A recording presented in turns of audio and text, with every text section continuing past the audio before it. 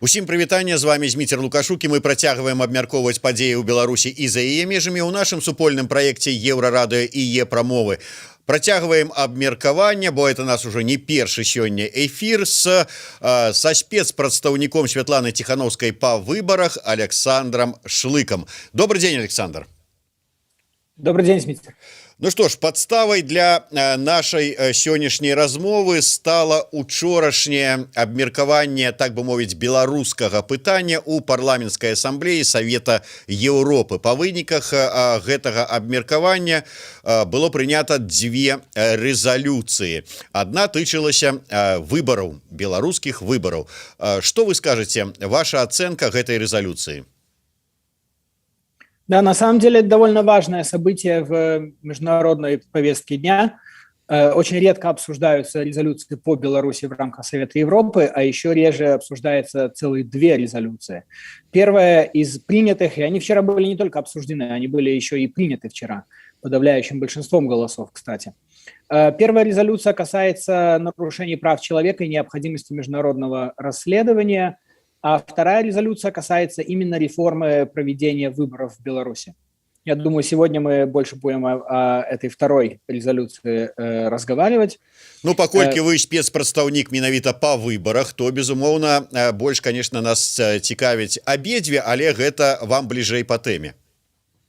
Именно так, да. Ну, на самом деле, почему важны эти резолюции? Во-первых, Совет Европы включает в себя 47 стран. И на европейском континенте только две страны не входят в Совет Европы, это Ватикан и Беларусь. А в парламентской ассамблее Совета Европы представлены депутаты национальных парламентов, их в сумме что-то около 500 человек.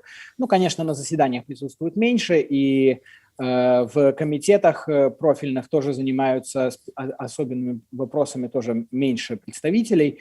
Но вот этот доклад и итоговая резолюция по необходимости реформы выборов в Беларуси была сначала подготовлена спецдокладчиком лордом Дэвидом Блейкатро из Великобритании, потом обсуждена и принята на заседании комитета по политическим вопросам, и вчера была обсуждена вместе с поправками некоторыми и принята на пленарном заседании ПАСА.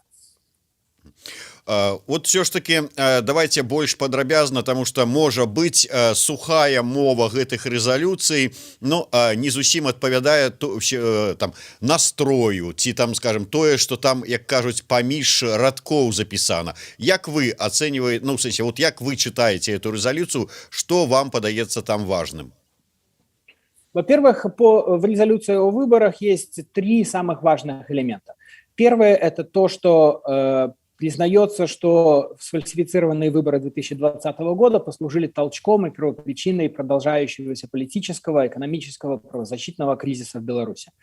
Второй очень важный элемент – это то, что подчеркивается целый список рекомендаций относительно того, как можно реформировать проведение выборов в Беларуси. И когда я говорю о реформировании проведения выборов, я имею в виду, как и резолюция, реформирование как законодательной базы, так и практики проведения выборов. Можем подробнее чуть позже остановиться на особых рекомендациях, элементах этих рекомендаций. И в связи с этим подчеркивается также, что Парламентская ассамблея Совета Европы замечает и видит, что очень многие международные и белорусские, что очень важно, действующие лица, акторы политические и общество тоже видят необходимость проведения досрочных выборов. И резолюция подчеркивает, что такие выборы могут быть признаны достаточно честными и справедливыми, если многие из этих рекомендаций будут приняты, пусть даже посредством принятия положений, рекомендаций, инструкций новой независимой Центральной избирательной комиссии. И третий момент, тоже очень важно, это то, что в резолюции содержится призыв как представителям белорусских властей, так и оппонентам режима войти в диалог для того, чтобы найти мирный способ выйти из сложившегося кризиса. Александр, можа быть, крыху у бок, але мне просто цікава. Днямі у мяне была размова з таким дастаткова вядомым беларускім палітолагам, які кіраўніком праекта знешняя палітыка Беларусі мінскага дыялога Дзянісам Мельянцовым, дзе ён мне даказваў, што вот зараз гэтыя, якія прынятыя санкцыі ў дачыненні да Беларусі, гэта ўсё ж такі падвойныя стандарты адносінаў захада да Беларусі, што вот, маўляў, у якой-нибудь Азербайджане адбываюцца тое ж блізка, што адбываецца ў Беларусі, а санкцыі не ўводзяцца. Калі мы кажам пра выбарчыя вот усе пытанні і рэкамендацыі, рэзалюцыі, якія прымаюцца ці даюцца захадам Беларусі на гэты конт, вот выбарчы конт, ці можна казаць, што тут вот таксама практыка подвойных стандартаў, што вот да кагосьці ў іх прэтэнзій няма. Вот у якім-небудзь, як любіла гаварыць у свой час Лідія Ярмошына, у ЗША таксама ёсць шмат праблем і пытанняў там з назіраннем ці яшчэ з чым-небудзь на выбарах, а да іх прэтэнзій бдзіча БСЕ не мае, а да Беларусі мае і рэкамендацыі свае. Да і вот вы шмат гадоў адпрацавалі ў этой міжнароднай арганізацыі, ці можна казаць пра падвойныя стандарты? Ну, во-первых, стандарты не могут быть двойными, потому что стандарты существуют только одни. И эти стандарты прописаны как в международном праве, так и в других документах, может быть, не обладающими силами международного права, такими как Копенгагенский документ ОБСЕ или Кодекс хорошей практики относительно выборов Венецианской комиссии Совета Европы. Так что разговаривать о том, что есть какие-то двойные стандарты, ну, как-то не имеет смысла, потому что стандарты, в общем-то, только одни. И при этом это не стандарты международных организаций, это стандарты, которые приняла на себя как обязательство любая страна, участвующая в международных договорах. И вторая вещь, ну вот обычно подменяют эти понятия, и то, что имеется в виду, это двойная какая-то практика, двойной стандарт применения или апеллирования к этим стандартам. Здесь можно сказать, что да, вообще-то в мире, наверное, нету ни одних совершенных выборов. Везде есть какие-то пробелы, какие-то недочеты. Ну, в принципе, жизнь немножко сложнее, чем любое законодательство или любая практика применения этого законодательства о выборах. Но это же не значит, что все выборы одинаково нехорошие. Вот степень градации того, с какими проблемами сталкиваются страны при проведении выборов, довольно широкая. Поэтому я думаю, что когда принимаются резолюции и рекомендации относительно того, как можно было бы лучше проводить выборы, здесь особенно учитываются и привлекают внимание те страны, где улучшение особенно необходимо. Добра, давайте вернемся да рэзалюцыі. Ўсё ж такі можна больш падрабязна, вот вы сказалі, калі захочаце, больш падрабязна спынімся на рэкамендацыях. Ўсё ж такі, якія канкрэтна вот даюць рэкамендацыі Беларусі? Ну, здесь важно сказать, что это такие довольно широкие рекомендации, довольно-таки основные, да, и многие из них повторяются с теми рекомендациями, которые в прошлом были сделаны и международными, и местными наблюдателями в Беларуси. То есть ничего фундаментально нового там нет, просто это получило новое обличие в виде такой довольно важной резолюции. Первый пункт, на котором концентрирует внимание докладчик, и эта резолюция, это необходимость создания независимых избирательных комиссий на всех уровнях. Особенно подчеркивается важность независимости и беспристрастности Центральной избирательной комиссии. Ну и, конечно, подчеркивается, что нужно иметь четкие критерии и обеспечить независимость всех нижестоящих комиссий. Второй пункт – это создание публично доступного национального реестра избирателей. Вот здесь это очень интересный момент, потому что это тоже комментировали и международные наблюдатели в прошлом, но это такой долгосрочный довольно-таки проект. Я не думаю, что он должен занимать очень много времени, потому что данные о том, кто есть кто в Беларуси, кто где находится, в общем-то, существуют. Но в процессе, так сказать, проведения досрочных выборов быстро это может не быть настолько реально. Третий момент – это регулирование досрочного голосования. Таким образом, чтобы были применены некоторые гарантии и для того, чтобы обеспечить его честность, прозрачность и для того, чтобы досрочное голосование было использовано только в каких-то исключительных случаях. Следующий момент – это подсчет голосов, именно его прозрачность. И в частности указывается, что было бы хорошей идеей демонстрировать каждый бюллетень и пометки в этом бюллетене при подсчете голосов. Отдельным пунктом упоминается роль и доступ и права международных и местных наблюдателей за выборами. И еще есть два пункта. Первое – это то, что нужно более четко прописывать и облегчать критерии для регистрации кандидатов. И последний особенный пункт – это то, что нужно иметь возможность обжаловать в судебном порядке любые решения избирательных комиссий, а в частности решения избирательных комиссий, касающиеся признания выборов действительными или недействительными. И вот такие основные моменты содержатся в докладе и в самой резолюции как рекомендации для того, как улучшить проведение выборов в Беларуси. То есть вот я зараз вас слухаю, і у мяне такое адчуванне дежавю. Вот здаецца, мы з вами где-то можа месяц таму размаўлялі, і вы прадставілі свой план, як будуць праведзеныя у адпаведнасці з якімі там нормамі, зменамі там ці падыходамі выбары у новай Беларусі. І здаецца, вот тое, што вы казалі, ну адзін да аднаго, што прапісана ў гэтай рэзалюцыі ПАСЕ. Ну, я думаю, это не случайно, потому что подготовкой этой резолюции занимались люди, которые разбираются в выборах. Докладчик лорд Бленкатра был главой делегации Парламентской ассамблеи Совета Европы на последних парламентских выборах в Беларуси в 2019 году. Я его знаю хорошо, я его очень уважаю как профессионала, как человека, который разбирается в технических деталях, который досконально знает как законодательство, так и практику проведения выборов в Беларуси. Ну, поэтому, я думаю, совершенно не случайно, что мы обратили внимание на одни и те же моменты.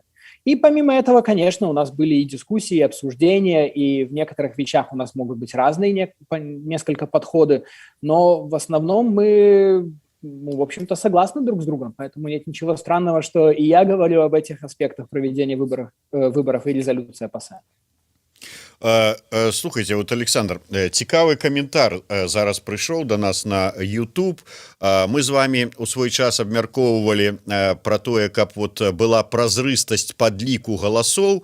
Ну, ва ўсім свеце цывілізаваным, скажем так, падлік ідзе так, што вот, ну, ледзь не кожны бюлетень падымаюць і паказваюць назіральнікам, каб яны бачылі, што сапраўды вот гэты голас за гэтага кандыдата і кладуць у тэчку.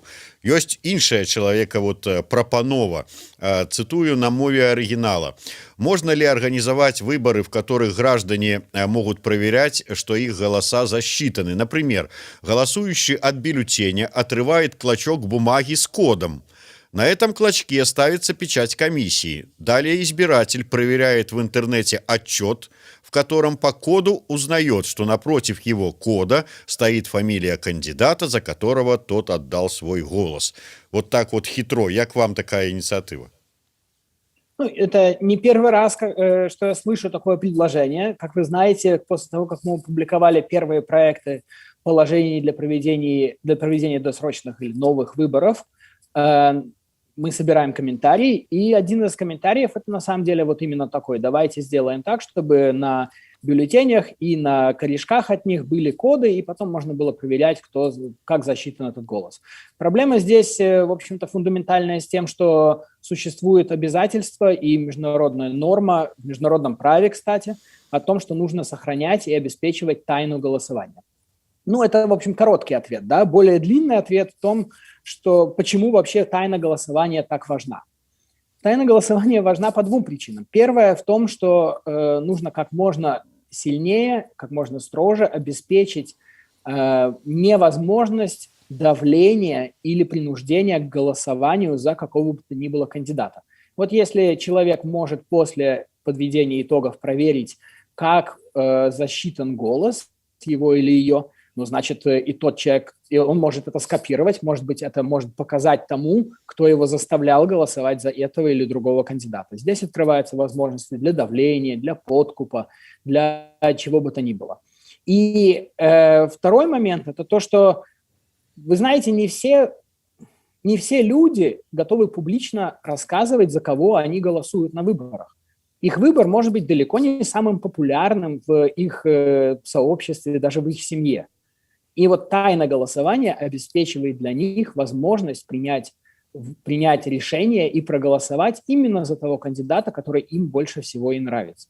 Если тайну голосования не защищать, то люди 2 раза подумают или 3 раза подумают. Так, если узнают, что я голосую за этого кандидата, не будет ли у меня проблем на работе или в семье, или на меня будут косо смотреть. То есть тайна голосования имеет не только вот фундаментальное какое-то значение, прописанное в международном праве, но это и очень практическая защита от конкретных проблем, с которыми могут столкнуться люди.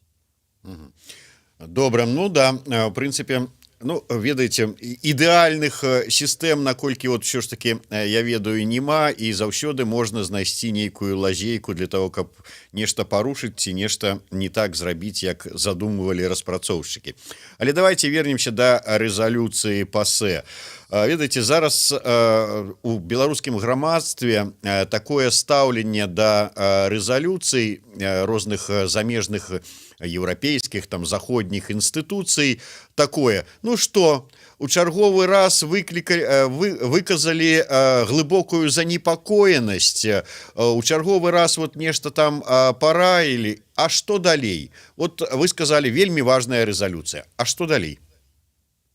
Ну, во-первых, вернусь к тому, что в состав Парламентской ассамблеи Совета Европы входят парламентарии национальных парламентов.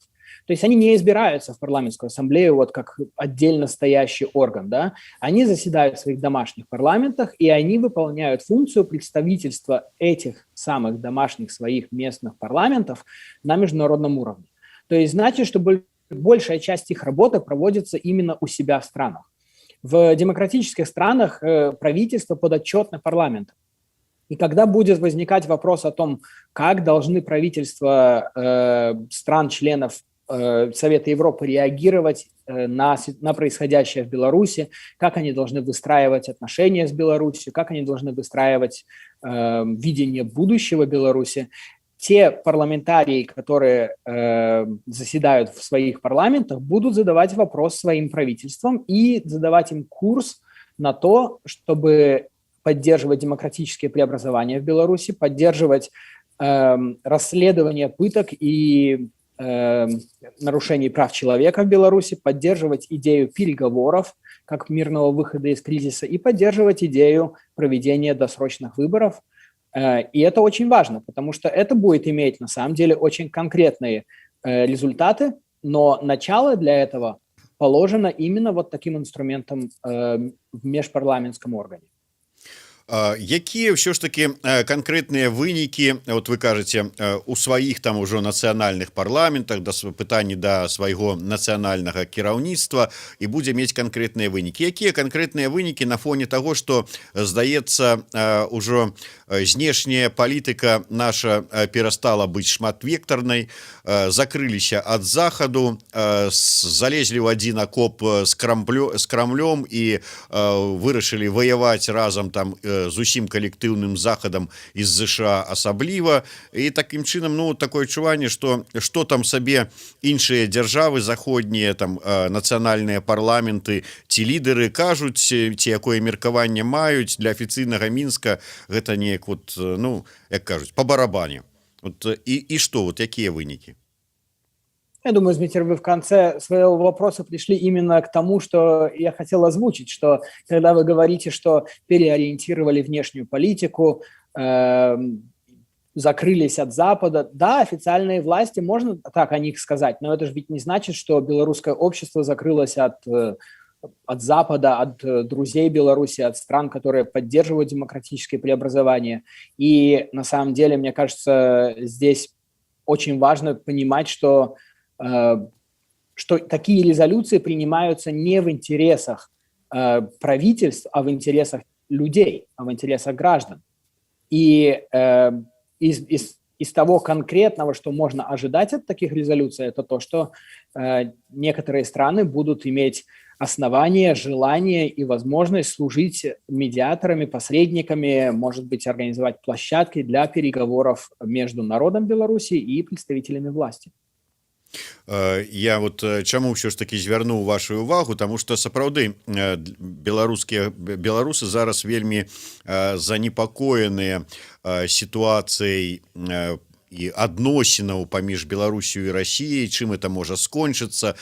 Размовы ідуць пра пагрозы суверэнітэту. Вось сёння я перад вами была ў мяне размова з Паўлам Латушкам, дзе ён вельмі насцярожана і как бы вялікія пагрозы бачыць у тым, што там можа быць сёння падпісана ў Маскве. І вот працяг вот нашай так выбарчай тэмы. Вожык Патрыёт пытаецца, як гэтыя рэзалюцыі могуць паўплываць на тое, што зараз адбываецца ў адносінах паміж Беларусю і Расіяй. Ну вот сапраўды, можа, конечно, вобразна, але вот людзі жывуць надзённымі актуальнымі пытаннямі. ПАСЭ прыняло рэзалюцыю па выбарах у Беларусі, а мы тут думаем, як тут ввогуле суверэнітэт захаваць. Да, важный вопрос от Вожика Патриота, но я думаю, что это будет иметь воздействие на текущие переговоры между официальным Минском и Москвой в такой степени, насколько Москва готова принимать во внимание решения, принятые в Парламентской ассамблее Совета Европы на уровне Совета Европы, в который Российская Федерация входит. Интересно, кстати, отметить, что вчера представители Российской Федерации в Парламентской ассамблее Совета Европы никак не комментировали во время дебатов принятие этих резолюций, хотя они были в списке потенциально тех, кто заявил желание выступать, но они не выступали, голосовали против этих резолюций, но не выступали с критикой этих резолюций. Это довольно интересно, потому что обычно такие выступления происходят, обычно такие выступления довольно критичны. А вот цікава, вы вот як ўсё ж таки чалавек, які шмат хадзіў па тых калідорах, як бдзівча БСЕ, так і міжнародных структур, скажыце, вот, а што гэта можа азначаць? Шмат хто звярнуў увагу, учора ж, вот, дарэчы, было пасланне Пуціна, што калі Пуцін выступаў і казаў пра Беларусь, то ніводнага разу ён там не назваў там братняй краінай ці там нейкай сяброўскай там ці яшчэ які вот этих вот эпітэтаў не ўжываў, просто Беларусь і ўсё. Гэта мае нейкія там вот адно да аднаго там супадзенне ці што гэта вот, як вы тлумачыце такую пазіцыю тых, хто расійскіх прадстаўнікоў, якія запісаліся на дэбаты, но не скарысталіся сваім правам і магчымасцю? Ну, вы знаете, я вообще больше специалист по выборам, чем по семантике выступлений Владимира Владимировича Путина, поэтому интерпретировать его подходы, его слова и риторику выбранную я, наверное, не буду. Но касательно того, почему обычно выступают или почему не выступают в дебатах, ну, обычно это происходит именно из-за того, что могли знать, что резолюция пройдет и получит одобрение большинством голосов, поэтому в общем-то, нет большого смысла противоречить ей, выступать против. А это значит еще и то, что, наверное, не было каких-то аргументов по существу против того, что содержится в этих резолюциях. Ну да, часам бывае, што і сказаць няма чаго, дастаткова прагаласаваць супраць. Тым не менш, Александр, ведаючы гісторыю складаную ўзаемаадносінаў бдзіпча БСЕ і беларускага цэнтра выбаркама, мы ведаем, што не адзін раз, ну, пасля кожных выбараў, в прынцыпе-то, што ж не адзін раз, ёсць рэкамендацыі бдзіпча БСЕ, што трэба змяніць у выбарчым заканадаўстве, каб палепшыць сітуацыю са свабодай, празрыстасцю і гэтак далей беларускіх выбараў. Фактычна, ніколі гэтыя рэкамендацыі не выконваліся. Беларуская апозіцыя таксама выходзіла са сваімі прапановамі, праектамі зменаў выбарчага заканадаўства. Таксама гэта не прымалася да ўвагі. Зараз маем вот нават не там рэкамендацыі бдзіпча БСЕ, а рэзалюцыю ПАСЭ з канкрэтна, як вы агучылі, прапісанымі рэкамендацыямі і прапановамі. Які лёс, на ваш погляд, ўсё ж такі іх чакае, ну, калі казаць ўсё ж такі пра бліжэйшую перспектыву? Я думаю, что судьба этих рекомендаций и как от БДИПЧ, так и тех, что содержатся в резолюциях ПАСЕ, тесно связана с судьбой выборов и демократического преобразования в Беларуси. Я думаю, хотели бы исполнить предыдущие рекомендации, уже давно бы исполнили. И, кстати, вот интересно, да, иногда кажется, что вот рекомендации носят вот они такой, простите за тавтологию, такой рекомендательный характер. Вроде как вот что-то сказали, а уж белорусская сторона посмотрит выполнять, не выполнять, может быть, обсудят. Но это все равно только рекомендации, можем и не делать. Вот, кстати, в рамках документов, подписанных в ОБСЕ, выполнение рекомендаций касательно выборов также является обязательством всех стран-участниц. А их невыполнение – это такое же нарушение обязательств, как и проведение выборов вне соответствия с стандартами. И я думаю, что ценность этих рекомендаций в том, что они дают немного больше деталей о дорожной карте, по которой должны следовать преобразования в выборах в Беларуси. Здесь нужно учитывать, что мы, конечно, говорим о том, что нужно проводить досрочные выборы, и придется начнутся демократические преобразования, то есть не будет времени принимать избирательный кодекс новый, тем более не очень понятно, кто его будет принимать, какой парламент. Но факт остается, что изменение избирательного законодательства и принятие нового кодекса – это тоже очень важное, будет очень важным шагом на пути становления демократии в Беларуси. И вот такие рекомендации, в частности, например, вот создание общенационального реестра избирателей. Но это очень важный пункт в той дорожной карте, которой мы будем следовать, когда будем закладывать основы, постоянные основы для хороших выборов в Беларуси. Ёсць яшчэ вось пытанне ўсё ж таки па гэтых рэзалюцыях. Ганна Спаў пытаецца, можа быць, неправільна там прозвішча прачытаў, ну, Ганна, карацей. А якія ёсць прыклады ў сучаснай гісторыі краін, па якіх такія прымаліся рэзалюцыі, і гэта спрацавала? Вот ёсць такія прыклады? Ну, я думаю, что довольно редко принимаются резолюции ПАСЕ, касающиеся стран, которые не являются членами ПАСЕ, да? Членами Совета Европы, как Беларусь. Ну, это, в общем-то, связано с тем, что таких стран-то, в общем-то, немного, вот только Беларусь, да.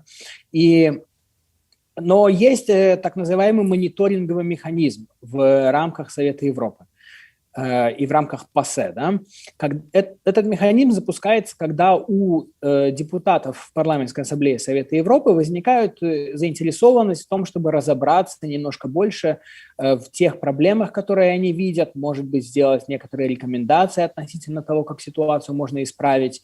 И некоторые страны попадают вот именно в этот мониторинговый механизм. И достаточно много примеров, когда мониторинг и резолюции, которые принимаются по его итогу, становились такой дорожной картой для исправления, да, для исправления ситуации. Большое количество примеров для этого именно на Балканах, например, где достаточно вспомнить, что 10-15 лет назад было гораздо больше проблем, а сейчас балканские страны стоят очень прочно на демократических, так сказать, устоях и во многом пользуются именно теми идеями, которые были сформулированы в рамках и резолюций, и докладов Парламентской ассамблеи Совета Европы. Вожык Патрыёт не на жарт заклапочаны тым, як що ж таки будуць адбывацца ў нас выбары, можа быць, ужо калі будуць яны свабодныя, і магчымасць такая будзе. Пытаецца, ці плануецца пасля рэформы выбарчай сістэмы выкарыстоўваць механізмы грамадскага кантролю кшталту ананімнай платформы «Голос»? Ну, я всегда повторяю, что наблюдение за выборами, как международное и особенно местное наблюдение за выборами, это важнейший элемент контроля. Мне кажется, что здесь и партийное наблюдение – это тоже огромный и важный элемент контроля за тем, как происходят выборы. И будет ли это принимать формы такие, как использовались платформой «Голос» в прошлом году, да и в этом году, надо будет посмотреть. Если так будет, то замечательно. Это очень, очень интересный метод, и многие в мире обратили, кстати, внимание на такой инновационный подход. Но я думаю, что так или иначе, но доступ наблюдателей несет только положительные аспекты к выборам, демократическим выборам. Наблюдатели, вообще это нельзя воспринимать наблюдателей как контролеров, как какую-то, знаете, такую избирательную милицию или полицию, которые вот приходят и ищут проблемы, и чтобы вот их подчеркнуть обязательно, и они все время смотрят, что же сделано не так. Наблюдателей нужно всегда воспринимать как друзей и избирательных комиссий, и, главное, друзей граждан. Они действуют в общественных интересах. И я думаю, что в этом именно и их ценность. Я думаю, что вот одно из положений, которое мы предлагаем о правах и о доступе наблюдателей, особенно важно, потому что оно обеспечит для наблюдателей возможность работать и следить за каждым элементом, за каждым этапом избирательного процесса.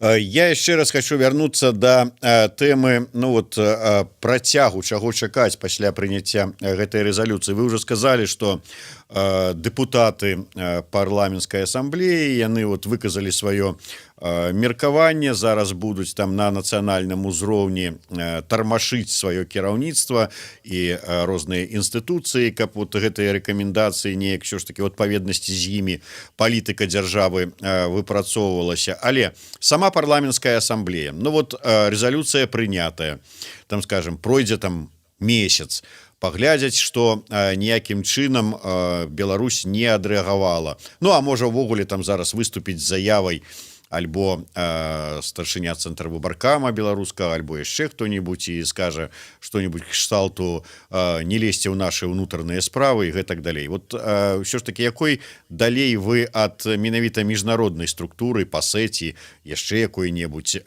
чакаеце ў гэтым накірунку?